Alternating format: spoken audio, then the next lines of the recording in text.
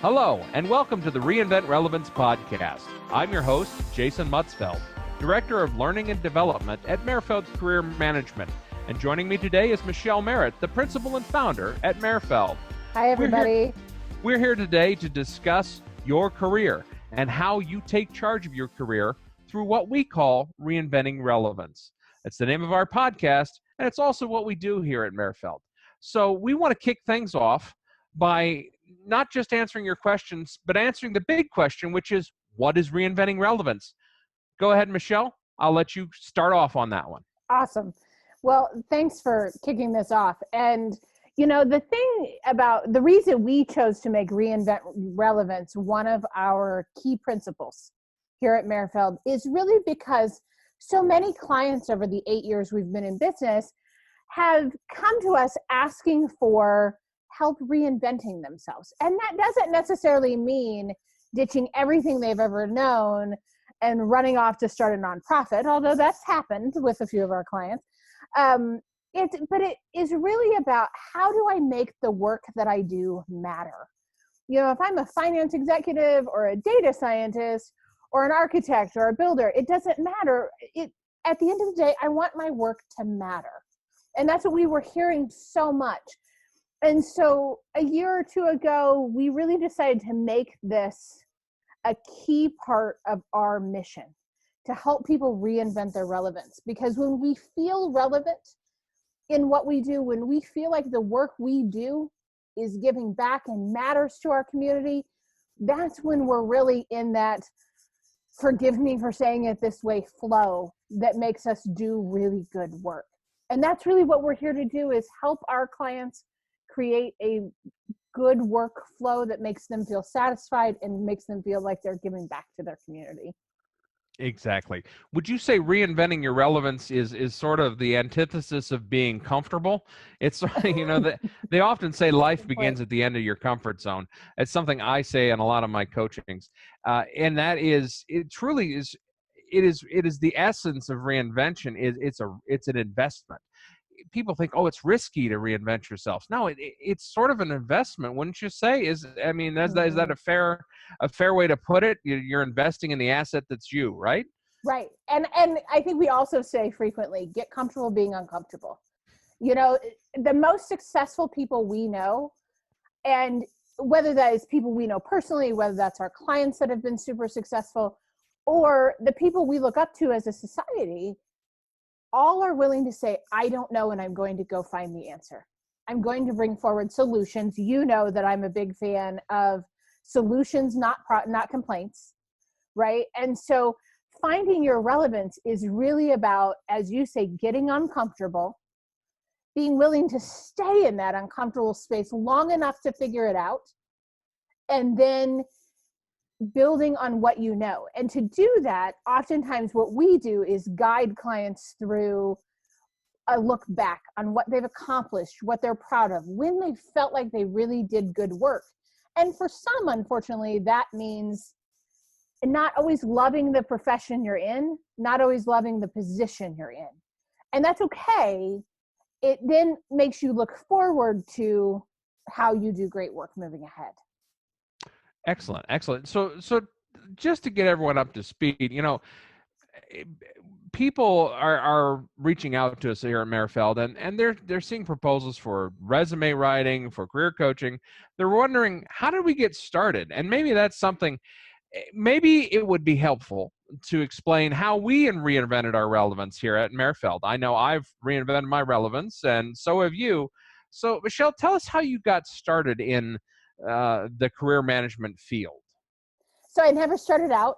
I never set out to do this work. And I never set out to own my own business or be a partner in a firm. But the truth is, my career began as a lighting and electrical designer over 20 years ago. I wanted to be an interior designer. I have a passion for that work. And that work led me slowly but surely to become a recruiter in the home building industry. And I was a home building recruiter in 2008 when suddenly no one needed a home building recruiter anymore. And that forced me into a spot where I was uncomfortable. It forced me into a position where I had to reinvent myself And as I started doing that, I had to relocate because that's what the role I was offered required, and continued to recruit and continue to build. And then finally in 2012, end of 2012, opened this firm with you that really allows us to start writing resumes, allowed us to start coaching people through interviews. Those were the two offerings we had in the beginning.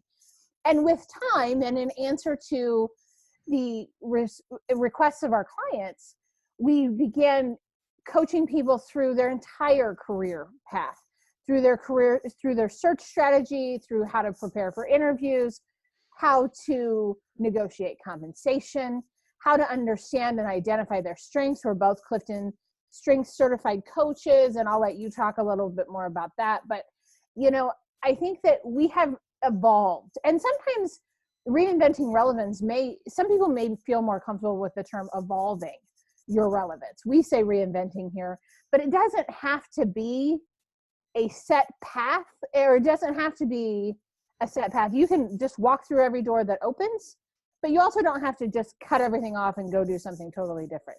It can evolve with time.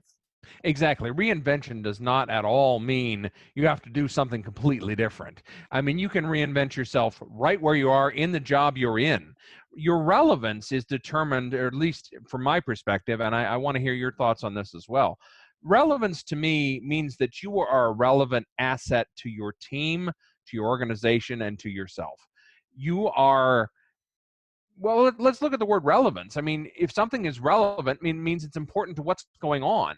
And if you're not relevant, you're just sort of a cog in a machine. It's not plumbers, for example. I've often used this.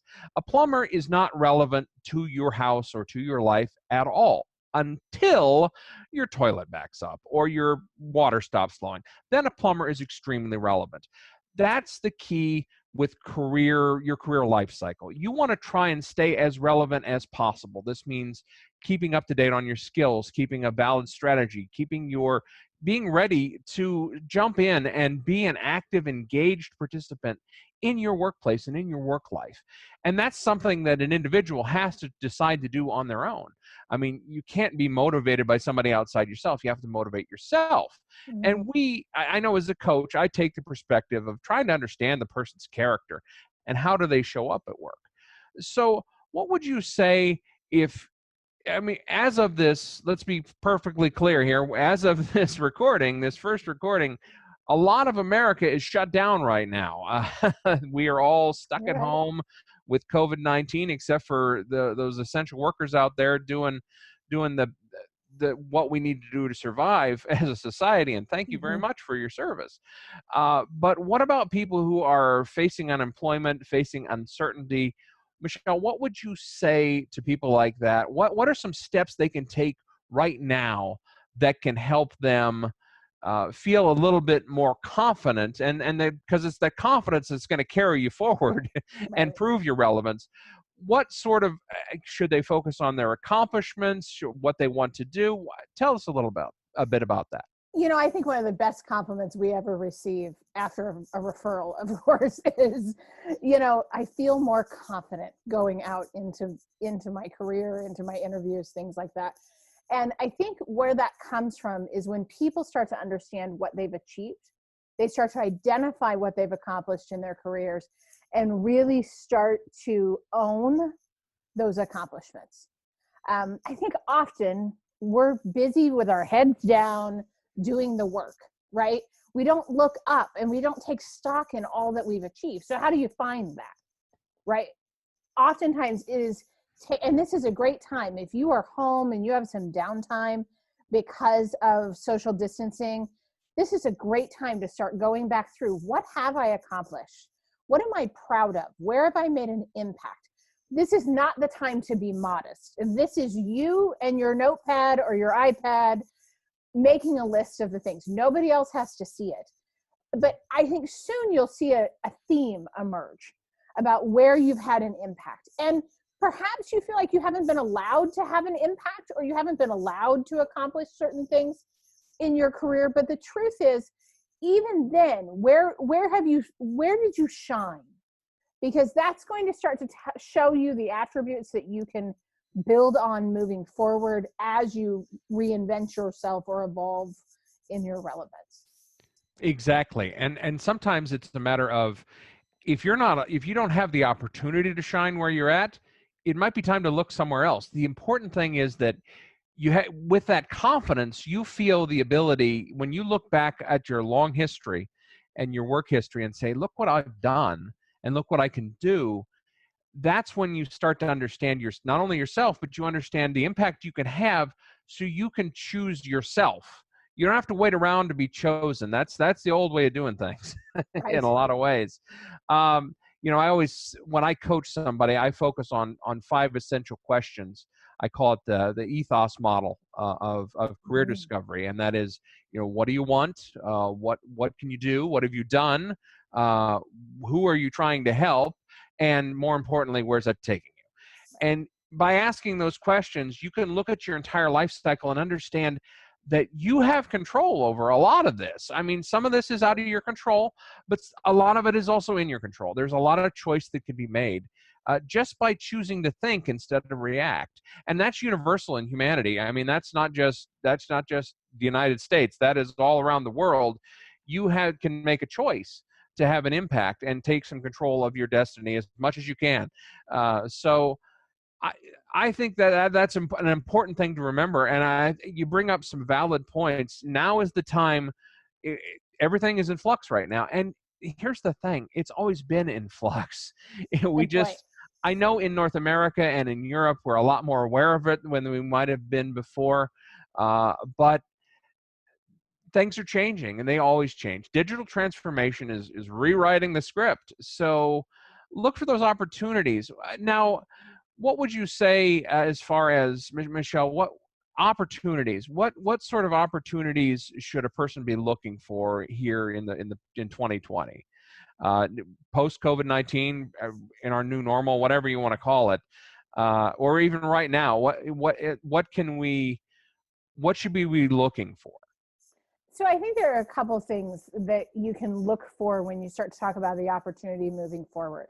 Number one is, where can I help? Where, if you've identified your accomplishments and your impact, then you can look at that and start to see the traits that you have, where you make the biggest impact. What are those skills? What are those abilities? What are those traits? And start asking yourself, where do those things matter? Where can I have impact? And then take a hard look at where that may match up with need in the market. You can do all kinds of research. We post things regularly, but so do lots of other firms, about openings in industries that are hiring. And it's going to change dramatically depending on when you happen to be listening to this recording. But, being able to then identify your skills and what you do well, and then where would they match up? And then start taking a look at who you might know that can connect you to people and build your network in that direction. Mm-hmm. Yeah, it's the power of networking. Oh yeah. and not just computer networking. And that Mm-hmm. it's one thing to connect with somebody on LinkedIn. It's another thing to make a meaningful connection. And truly, the ability to ask for help is a brave step. that people want to stay safe. They want to stay in that hedonic comfort state. They want to not be bothered, and sometimes that can hurt us. Having a good job is nice. I mean, everyone wants a good job. Unfortunately, if you're not thinking about where that job's going, or more importantly, where that job's taking you as a person, you can get stuck. And nobody wants to get stuck with a pair of golden handcuffs. Yeah, they're golden, but they're also handcuffs. Right. So, anything else you want to cover today, Michelle? We haven't had any questions, of course. This is our inaugural episode. So, and by the way, listeners out there that have stayed with us, make sure that you check out our website and click the podcast link. And if you have questions, submit them to us. And on future episodes, we're going to answer them. But do you have anything else today, Michelle, that people need to know? I think it might not hurt to tell people what is upcoming, right? Okay. So we have a few things planned. We're going to talk about what it is to be a relevant candidate in 2020, post-COVID, all of that. We're going to be talking in the upcoming weeks about relevant tools to use, relevant communication styles and relevant communication writing, how to build a relevant network. As you mentioned earlier, Jason, there's nothing that compares to a strong network in your career. How to be relevant with recruiters, how to be relevant on social media professionally. It's not a social media lecture, we promise. And lastly, in the next 8 weeks, we'll also be talking about how to get relevant search results in your career as you're actively seeking new employment. So those are a few things we have planned, but we're willing to ditch all of those if we start getting a bunch of questions that are related to careers that you'd rather us cover. So we'll take questions and build as we go, because part of being relevant is being flexible and continually being willing to pivot, which I know we're both willing to do. Exactly. Flexibility is the key to adapting in this crazy world that we live in. Well, thank you so much, everybody, for listening. We encourage you to check out our website, follow the podcast link, like and subscribe to this podcast wherever you find it. Also, check out our vodcast, which is also will be available on YouTube, and check out some online e-learnings that we have started. We have a free one on LinkedIn that you might find useful. I can guarantee you're going to find it useful, because everyone needs to re-up their LinkedIn game in 2020. And we'll be launching soon the Building Your Career series, which will guide you through a lot of what we do as coaches. That if you don't want to take the time to work with another person, but you want to try it yourself, check that out once that launches. It'll be launching very shortly. So thank you again for listening. We hope you have a great day. Stay safe, and we'll talk to you soon. Bye, everybody.